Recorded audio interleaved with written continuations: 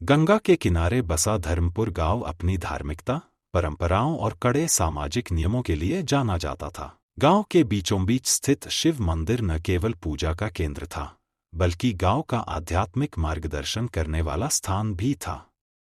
इस मंदिर के महंत थे पंडित महेश प्रसाद, जो अपनी विद्वता, संयम और कठोर तपस्या के लिए प्रसिद्ध थे।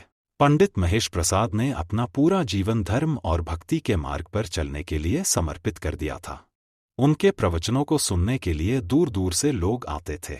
गांव के लोग उन्हें अटूट विश्वास और श्रद्धा की दृष्टि से देखते थे, लेकिन कोई नहीं जानता था कि एक दिन उनका यह दृढ़ संयम बिखरने वाला है और उनके धर्म का किला किसी ऐसी भावना से दरक जाएगा जिसे वे कभी स्वीकार नहीं कर सकते थे।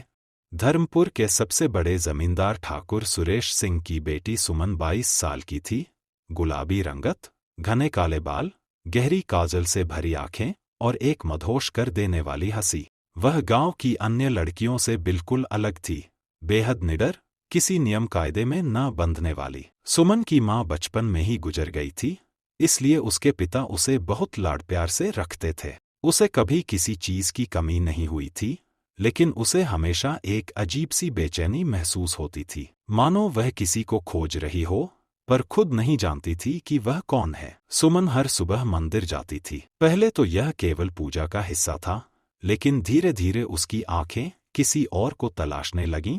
पंडित महेश प्रसाद। पहली बार जब उसने उन्हें देखा था तो वह बस देखती ही रह गई थी। सफेद धोती, तेजस्वी चेहरा और आंखों में एक अद्भुत गहराई। वह जब बोलते थे तो ऐसा लगता था मानो समय थम गया हो। धीरे धीरे सुमन को महसूस हुआ कि उसे मंदिर जाना अब पूजा से अधिक किसी और कारण से अच्छा लगने लगा था। वह जब भी मंदिर जाती, उसकी निगाहें पंडित महेश प्रसाद को ही ढूंढती, और उसने देखा कि पंडित जी भी कभी कभी उसकी ओर देखते थे, लेकिन तुरंत नजरें फेर लेते थे।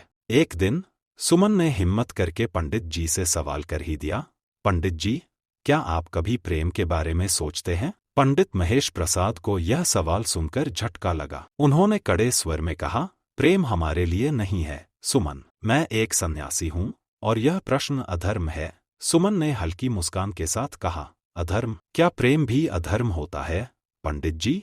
पंडित महेश प्रसाद ने कोई उत्तर नहीं दिया, लेकिन उस दिन के बाद उनकी रातें बेचैनी से भर गईं। ध्यान करने बैठते तो सुमन का चेहरा सामने आ जाता, मंत्र पढ़ते तो उसकी हंसी कानों में गूंजने लगती। यह एक परीक्षा थी जो उनके संयम की सीमाओं को तोड़ रही थी। एक रात जब पूरा गांव सो रहा था, पंडित महेश प्रसाद मंदिर के आंगन में अकेले बैठे थे। अचानक उन्हें आहट सुनाई दी। जब उन्होंने मुड़कर देखा तो चौंक गए।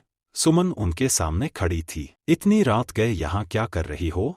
पंडित जी ने कठोर स्वर में पूछा। सुमन धीरे धीरे उनके पास आई और फुसफुसाई, क्योंकि आप मुझे रोकेंगे नहीं पंडित जी। पंडित जी का शरीर कांप उठा। सुमन की आंखों में कुछ ऐसा था जिसे वे अनदेखा नहीं कर पा रहे थे। एक सम्मोहन, एक खिंचाव जो उनके वर्षों की तपस्या पर भारी पड़ रहा था। सुमन ने धीरे से अपना हाथ उनकी हथेली पर रख दिया। यह एक हल्का स्पर्श था, लेकिन उसमें बिजली थी, आग थी। पंडित जी ने झटके से अपना हाथ खींच लिया और गहरी सांस ली। बस, इससे आगे कुछ नहीं होगा। सुमन ने मुस्कुराते हुए कहा, होगा पंडित जी, जो होना है उसे कोई रोक नहीं सकता। इसके बाद वह मंदिर की सीढ़ियों से नीचे उतर गई, लेकिन अपनी खुशबू, अपनी आहट और एक जलती हुई आग वहीं छोड़ गई। अगली सुबह जब पंडित महेश प्रसाद ध्यान करने बैठे तो उनका मन विचलित था। उनके भीतर एक तूफान उठ रहा था। वे मंदिर में बैठे रहे,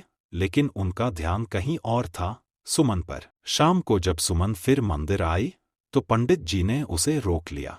अब और नहीं सुमन, सुमन ने धीरे से कहा, डर क्यों रहे हैं पंडित जी? पंडित जी ने गहरी सांस ली और कहा, क्योंकि यह पाप है। सुमन ने उनकी आंखों में झांकते हुए कहा, अगर प्रेम पाप है तो फिर धर्म क्या है?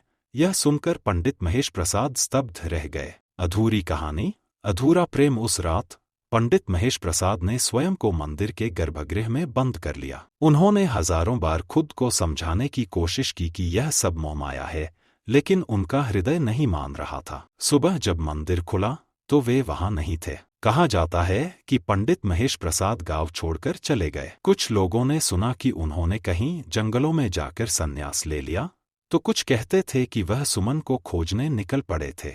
किसी को नहीं पता कि सुमन ने फिर कभी पंडित जी से मुलाकात की या नहीं। लेकिन मंदिर की सीढ़ियों पर आज भी एक सवाल गूंजता है, अगर प्रेम पाप है तो फिर धर्म क्या है।